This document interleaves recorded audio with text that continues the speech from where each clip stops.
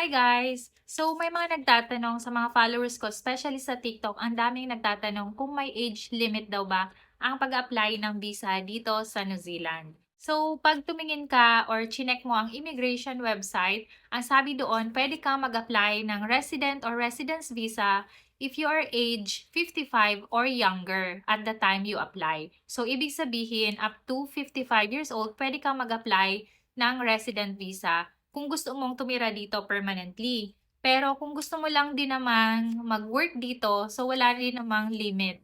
But then there are some visas, like for example, yung working holiday visa, na ang pwede lang mag-apply ay mga young individuals up to 30 years of age. So, ayun. And para naman malaman ang mga requirements per type of visa, pumunta lang kayo sa New Zealand Immigration website. Usually, naka-itemize naman doon ang mga requirements. Pero kung hindi nyo talaga maintindihan ng lubusan, ay mas maigi na mag-consult na lang kayo sa licensed immigration consultant or immigration lawyer para mas ma-explain sa inyo ng maigi kung ano bang mga pathways or mga options para sa inyo na makapunta dito sa New Zealand.